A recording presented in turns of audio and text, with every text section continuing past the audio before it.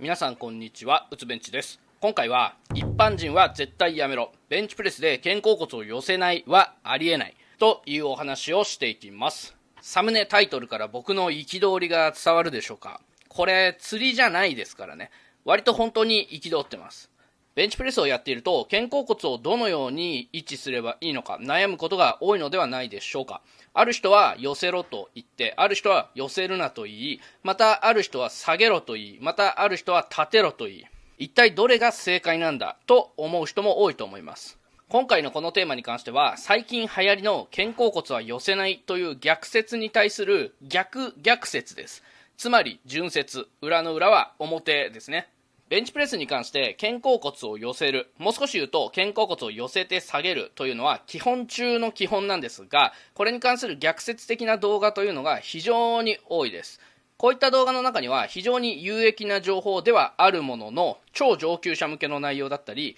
中にはそのサムネで動画作りたかっただけじゃねと思うような内容のものもあります。今回この動画を作ろうと思った経緯としては、うつベンチ LINE 公式アカウントのフォームチェックにご相談をいただく方の中で、肩甲骨を寄せていないということが原因で肩が痛い人が非常に多いからです。実際にフォームを拝見させていただくと、肩甲骨は下げていますけど寄せてない、こういう方が非常に多いんですよね。理由を聞いてみると、決まって〇〇さんの動画で肩甲骨は寄せないと言っていたので、それを参考にしてやっていますという回答が返ってきます。この〇〇さんっていうのは1人とか2人じゃなくて何人もいます。この間もとあるホームトレーニーの方の YouTube を見ていたんですけど、その方肩甲骨を寄せちゃダメと YouTube で言っていたのでやってみますとおっしゃってたんですよね。で、肩甲骨を寄せると胸が張れなくなるというふうにその方は理解していました。ただそれで肩も肘も怪我しているというような感じでした。頼むから肩甲骨は寄せて下げてくれっていうのが正直な気持ちです。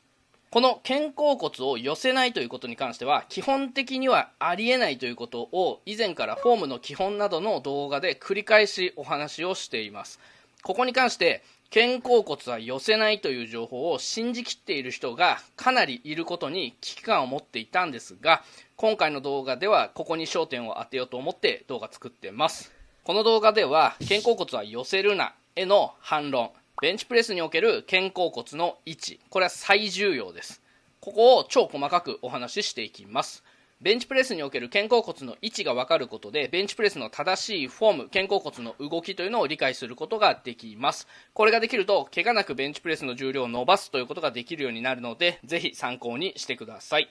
このチャンネルではベンチプレスが強くなるための動画をいろいろと出していますので、気になる方はチャンネルに遊びに来てください。役に立ちそうだなと思ったらチャンネル登録をよろしくお願いします。うつベンチ LINE 公式アカウントでは無料でメニュー作成やフォームチェック、お悩み相談もやっていますので、概要欄からお気軽に友達追加とメッセージください。3ヶ月以上継続していただいた方のマックス更新率は 90% 以上というふうになっています。最近文字起こしのブログも始めていて、 YouTube 動画を記事にしたり、18号プログラムの計算ツールや RM 換算の計算ツールなども置いていますので、ベンチプレス研究所と検索してみてください。それでは本題に入りましょう。まず皆さんにお伝えしたいのは、ベンチプレスにおける肩甲骨の基本は寄せて下げるであるということです。これは怪我の防止でもあり、出力の向上のためでもあります。専門用語で言うと肩甲骨の内転と下正ですね。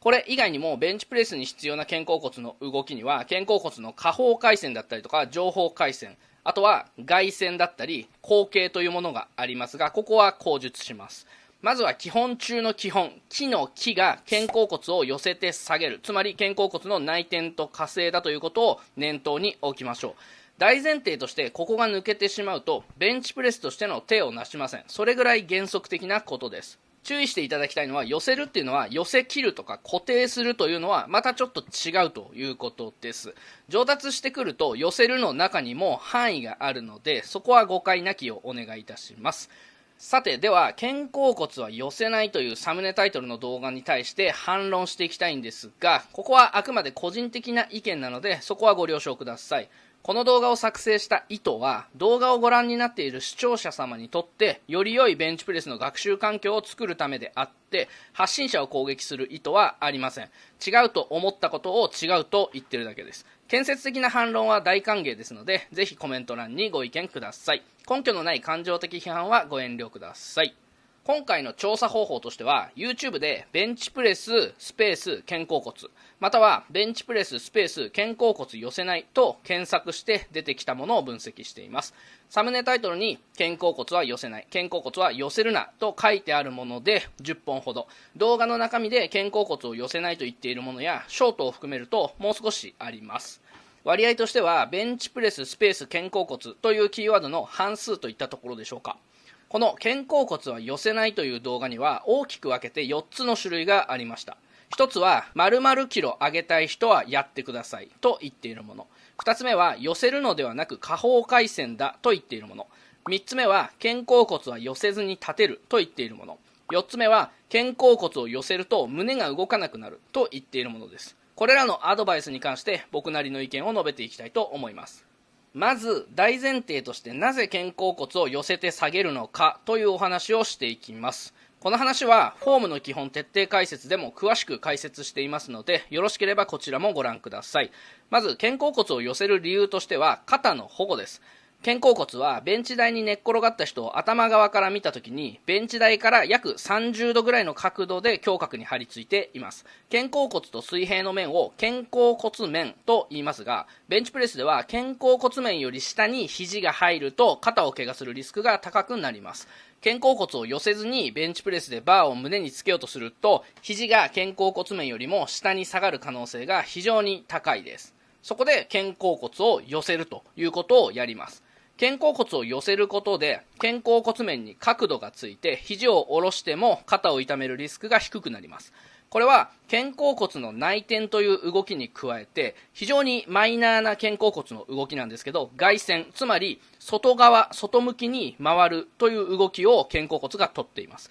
肩甲骨の外旋は上から見ると体が折れるように見えるので、僕はこれを肩甲骨を折るというふうに言っています。肩甲骨の内転と外旋を合わせて行うことによって肩甲骨面が斜め下に向くので、バーを下ろした時に肘が肩甲骨面に割り込むリスクが低くなり、結果として肩の怪我を防ぐことができます。肩甲骨を寄せて折る、つまり内転と外旋をさせる理由というのはベンチプレスの出力アップにも影響します。肩甲骨を寄せて折ることでより胸を張ることができるのでブリッジが高くなります。そして大胸筋の基支部である鎖骨部、胸骨部、腹部と低支部である上腕骨の角度が小さくなります。そうするとどうなるかということなんですが、大胸筋と上腕骨の関係を簡易的な図で表現するとこのような形になるんですけれども、上腕骨を大胸筋が引っ張ろうとするとより高い位置から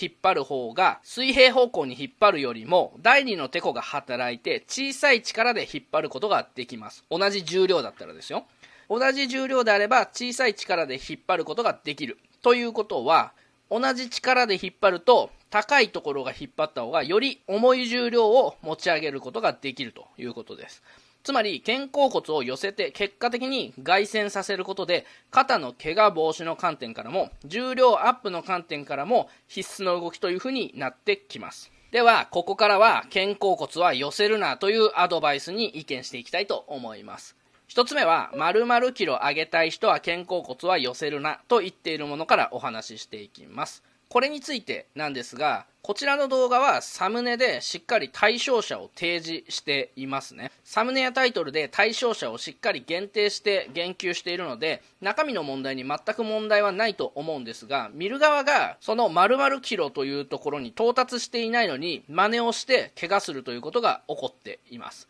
これに関しては情報を受け取る側の問題で、例えば180キロ上げる人のフォームを90キロの人が真似しようとしても、そもそもベースが違うので表面上だけ真似してもできない、怪我をするということになります。ベンチプレス初心者が180キロ上がる人と同じフォームを取ろうとしてもブリッジを作る能力は全く別次元のものだと思います。180キロ上がる人はフォームを組む段階では肩甲骨を寄せてないんですが、ボトムに下ろしていくに従って肩甲骨をぐーっと寄せにいっています。これはラックアップとか下ろしの各フェーズで力の入る肩甲骨のポジションが違うからです。これを行うためには、下ろしの最中に肩甲骨を動かせるように、肩甲骨の接地面を小さくする必要があるんですよね。つまり、ブリッジがものすごく高い状態ということです。また、下ろしのフェーズで肩甲骨を寄せていくには、足の力を使って胸を高くしに行く必要もあります。これによって、体にバネのような連動性が生まれて、より高い出力ができるようになるという仕組みなんですよね。しかしですよ、ブリッジが低く、肩甲骨の可動性も低く、体の連動性も出せない初心者、初級者、中級者がこれを真似するとどうなるでしょうという話です。まずブリッジが低いので、フォームを組んだ段階で肩甲骨の接地面が大きくなります。こうなると、下ろしのフェーズで肩甲骨を寄せようと思っても摩擦が大きすぎて動かすことができないんですね。つまり、肩甲骨がトップでも寄らず、ボトムでも寄らずということが起きます。というかですね、そもそも肩甲骨は寄せないというワードに引っ張られて、ボトムですら肩甲骨を寄せてないという人が非常に多いです。では、ボトムで肩甲骨が寄っていないと何が悪いのかというのをもう一度確認しましょう。これは肩を怪我するということですね。ベンチプレスで起こる肩の怪我の多くは肩甲骨が十分に寄っていないということが原因です。これは柔軟性不足で寄らないというケースもありますし、意図的に寄せていないというケースもあります。なぜ肩甲骨を寄せないと肩を怪我するかというと、繰り返しになりますが、まず肩関節っていう関節は上腕骨と肩甲骨でできています。普通の姿勢をとっているとき、肩甲骨はだいたい30度ぐらいの角度で胸郭に張り付いています。この肩甲骨の面のことを肩甲骨面というふうに言いますが、ベンチプレスを行うときにここを肘が割り込むと怪我の原因になります。つまり肩甲骨を寄せていない状態では肩甲骨面が30度というところまでしか肘を下ろしてこれないというか、これ以上下ろすと怪我をしてしまうということです。ここで肩甲骨を寄せる、つまり内転するとどうなるかという話なんですが、ここに関して本来は寄せて下げる、内転して加勢させるっていう話なんですが、ここは概念の話なので下げる話はまたちょっと置いときます。肩甲骨を内転させるとどうなるかっていうと、肩甲骨面をマイナス30度ぐらいまで傾けることができます。で、先ほども話をしましたが、これには肩甲骨の外旋という動きも入っていて、これは肩甲骨を外側に回していくような動きで、ほとんどの場合、肩甲骨の内転と同時に起きます。この肩甲骨の内転と外旋をすることによって肩甲骨面はマイナス30度ほどまで傾きますので、この位置まで肘を下ろすことができ、この面までは肘を下ろしても怪我をするリスクが低いので、ベンチプレスで胸までバーを下ろしても怪我をしづらいという仕組みになっています。これによっていわゆる横のアーチができるわけですよね。この肩甲骨の姿勢をボトム位置で作ってあげるっていうことがベンチプレスの奥義なんですけれども、先ほども述べました通り、そこまで持っていく過程というのが超上級者とそれ以外の人では異なります。超上級者以外は初めにフォームを組むときにこの肩甲骨を内転して外旋するというポジションを取っておかないと、フォーム組で肩甲骨を寄せてない状態からベンチプレス動作の途中でこのポジションに持ってくるっていうのがものすごく難しいです。全員ができないとは言わないですけれども、少なくとも僕はできないです。ちなみに僕の現段階でのマックスは体重が82キロで155キロ、止めなしで155キロです。特に強いとは思っていないんですけど、特に弱いとも思ってません。で、もしかするとこういったご意見があるかもしれません。それはお前が下手くそだからだろうと。こういった意見はもちろん受け入れますが、ベンチプレス世界チャンピオンの児玉さんのフォームチェックでは4回連続ぐらいで、今はですよ。今はこれで OK という及第点をいただいているので、僕のフォームがそこまで間違っているとも思ってないです。なので200キロ上げるとか体重50キロ台で140キロ上げるとかでない限り肩甲骨は寄せて下げるでいいと思ってます。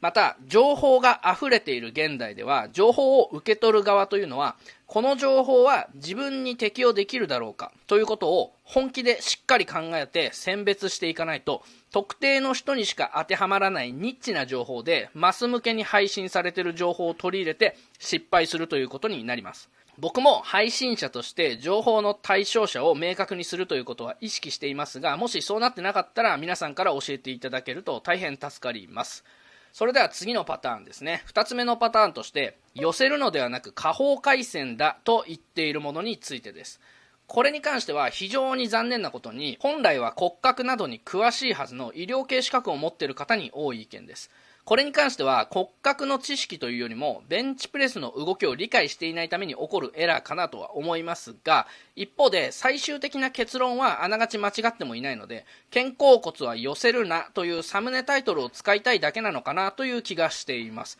これは僕の歪み切った性格ゆえのうがった見方かもしれません。こういった情報ではインピンジメントを防ぐために肩甲骨を下正させて寄せるのではなく下方回旋させるんだと伝えています。問題はこの解説中の下方回旋の動きで肩甲骨が回旋するだけじゃなくて斜め下に寄せている動きになってるんですよね。本来下方回旋っていうのは肩甲骨の左右上下の動きの概念ではなく回転させるだけの動きです。下方回旋は肩甲骨の下角が内側に回る動きのことで、この動きは腕を上下するときに起きます。ベンチプレスではトップでは腕を上げる形になるので、やや上方回旋の状態になって、肩甲骨はやや上方回旋の状態に位置しています。肩甲骨がボトムに向かうにつれて腕が下がっていくので下方回旋していきます。この下方回旋というのは肩甲骨の一点を軸に肩甲骨が回る動きなので、これは内転とか下正とは全く別の動きなんですよね。結局肩甲骨は寄せずに下方回旋と説明している人が説明している実際の動きは内転と下正の合成ベクトルになってるだけなんですよ。肩甲骨を斜め下に動かすとか集めるというふうに言ってるので、これは寄せてるだろっていう話です。サムネタイトルで肩甲骨は寄せないっていう風に書くのは大きな誤解を与えているので、僕はよろしくないと思っています。これは実際に僕が400名500名という方にフォームチェックを行って、そこから意見を収集した結果です。はい。なのでもうサムネタイトルにそういう風に書いた時点でそう受け取る人がたくさんいるんですよね。そういう風な誤解を与えることはやめた方がいいんじゃないかなと思います。僕も注意したいですよね。次に肩甲骨は寄せずに立てろと言っているもの、これは正直間違っているわけではないんですが、ただしこれには2つ条件があると思っています。1つ目の条件としては肩甲骨の角度が45度以上の角度に立てられるのであればという限定条件です。これは後傾、肩甲骨の後傾という動きが関わってきますが、ブリッジを作ってこの角度まで肩甲骨を立てることができるのであれば、肩甲骨を寄せなくてもベンチプレスができます。2つ目の条件としては、バーを下ろしていく角度が肩甲骨に対して垂直よりも少し頭側に動いているという条件ですね。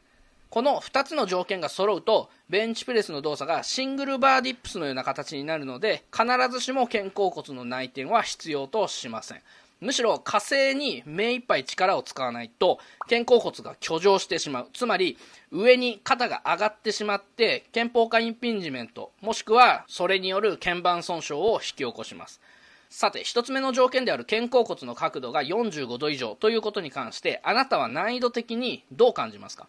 僕はかなり難しいと思ってます。少なくとも現在の僕にとってはケツ上げでもできないです。もちろん柔軟性は個人差が非常に大きいので一概には言えませんが、その域に達している人の方が少数派であることは間違いないと思います。もう一つの条件である肩甲骨に対するバーの軌道に関しても考えていきましょう。ベンチプレスでバーをボトムまで下ろしていく際の軌道と最終的なボトム位置というのは肩甲骨の面に対してだいたい垂直に降りてくるというのをベースとします。下ろしの軌道は肩甲骨に対して垂直、もしくは垂直よりもお腹側に降りていくケース、頭側に降りていくケースに分かれます。このうち肩甲骨が立っていれば寄せなくても大丈夫なのは、バーの軌道が垂直よりも頭側に降りてくるケースです。肩甲骨が立っていて45度以上ですね、かつ頭側に降りてくるケースであればシングルバーディップスのようになるので、下正だけできれば肩を痛めることは少ないです。言い換えると肩関節の内転動作だけになるので、肩甲骨を内転させる必要がないということです。これ内転同じですけども、肩関節の内転動作と肩甲骨の内転というのは別なので気をつけてください。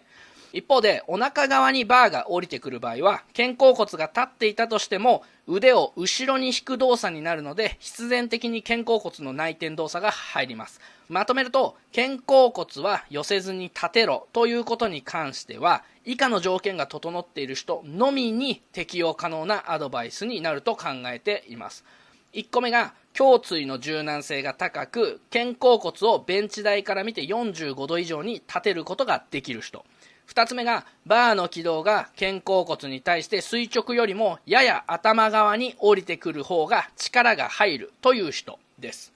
上記2点に当てはまらない場合は怪我をするか出力が出ないのでやめた方がいいというのが僕の考えです。ただしこの肩甲骨を立てるという動き自体は非常に重要で、肩甲骨を寄せて立てるというのは必須の動きだと思っています。立てるという動作は肩甲骨の後傾という動きになりますが、この動きはベンチプレスでブリッジを作るときに必ず必要になりますのでしっかり行いましょう。4つ目に肩甲骨を寄せすぎると遊びがなくなり胸が動かせないので大胸筋が働かなくなる、そして腕ベンチになるという話ですね。ここに関しては大胸筋というのはそもそも上腕骨を引っ張るのが仕事なので、肩甲骨を寄せたからといって働きづらいということはないはずです。むしろテコの観点から言うと肩甲骨を寄せることによって大胸筋の基支部である胸骨部、鎖骨部、腹部と低支部である上腕骨の角度が小さくなるので、より小さなインプットでより大きなアウトプットが出るようになります。ではこの肩甲骨を寄せすぎると遊びがなくなり胸が動かなくなるというのは何の話なのかというと、これは連動性の話であって胸が使えないと腕ベンチになるとかそういう話ではないんですよね。バーを下ろしながら肩甲骨を絞っていってボトムで寄せてっていうのはベンチプレスを強くなる上で重要なテクニックだからこういう話をしているんですよね。ただこれも使用条件があって連動性を使うのは基本のフォームができてからという話であるということです。連動性はある程度のレベルから非常に重要な要素なんですけど、それよりも大事なのはフォームの安定性です。安定したフォームがあるからこそ連動性が生きるのであって、安定したフォームが取れないうちに連動性を求めると連動した力が伝わらないというのはイメージしやすいかなというふうに思います。物事には順序があって、まずは安定したフォームができるようになってから連動性を練習しないと力が伝わるわけがないですし、なんなら力が逃げてしまいます。安定性をいつまで求めればいいのかっていうと、それは人にももちろんよるんですけれども、だいたい中級者ぐらいまでのフェーズ、僕だったら120キロぐらいかなというふうに思います。連動性は上級者以降に求めるテーマかなと思っています。連動性にはここまで話していた胸の動きだったりとかレッグドライブなんていうのがありますが、こんな難しい話は僕の感覚だと体重80キロで足上げが130キロ上がってからでいいと思います。体重70キロだったら足上げ120キロぐらいですね。それぐらい上半身で安定して比較的高重量が上げることができたら、ようやく肩甲骨をベンチプレスの動作中に動かす練習とか足を使った連動性の練習を始めるんですよ。それぐらいのベースの体とか技術が身についてからやるものだというふうに僕は考えてます。僕も150キロ上がるぐらいまでレッグドライブなんて一回も練習したことないですね。足上げも140キロまで上がります。これは何度もお話ししているんですけど、足の使い方とか超上級の肩甲骨の使い方にこだわる方が結構多いので、ちょっと強めにお話ししないとなと思ってます。正直伝わってないなと思ってて、この下ろしの肩甲骨の動かし方ってもちろん大事なんですよ。超大事なんですけど、その前にラックアップで肩甲骨に重さが乗ってなかったら、そこから下ろしのフェーズで肩甲骨に乗せるのってめちゃくちゃ難しいんですよ。できないですよ、そんなこと僕も。ラックアップで乗っかってなかったら。だから順序通りにやるっていうのがすごい大事なんですよね。まずは肩甲骨を寄せて下げて安定したフォームで上げられるようになる。その後にラックアップで肩甲骨に重さが乗るように練習する。少しずつ動作中に肩甲骨に重りが乗る感覚っていうのが分かってくる。次に肩甲骨を動かしてみる。肩甲骨を広く取ったりしてみる。簡単に言うとこういう順序なんですよね。これを全部すっ飛ばして一番最後の肩甲骨を動かすとか肩甲骨を広く取るというところだけにフォーカスを当ててもうまくはならないし強くはならないということです。ここまででベンチプレスで肩甲骨は寄せるなと言ってることに対しての僕なりの意見を述べてきました。すでにこの中でベンチプレス中の肩甲骨の位置に関してお話ししているので、改めてまとめだけしたいと思います。ベンチプレスで肩甲骨は寄せる、折る、下げる、立てる。これは内転、外旋、下正、後傾です。この4つを重視することが重要です。寄せて折る、内転と外旋で肘が肩甲骨面よりも下がることを防止しつつ出力を上げます。下げる、これは下正のことですね。下げることで肩峰下インピンジメント、これには腱板損傷も含みます。これを防ぎます。立てる、これは後傾のことですね。立てることでブリッジを高くしてさらに出力を高くするということができます。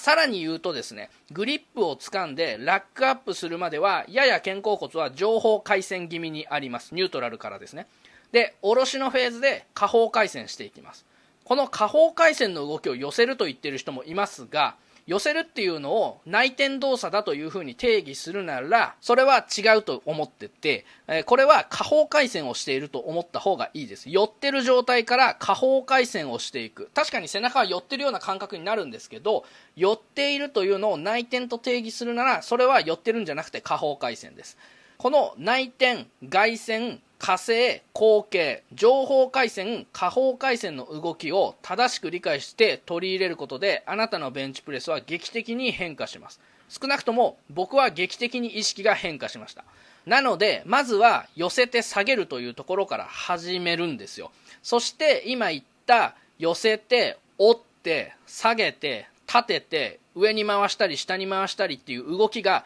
あるんだよなーっていうのを意識しながらベンチプレスを練習すると、やってるうちに勝手に動かせるようになってくるんですよね。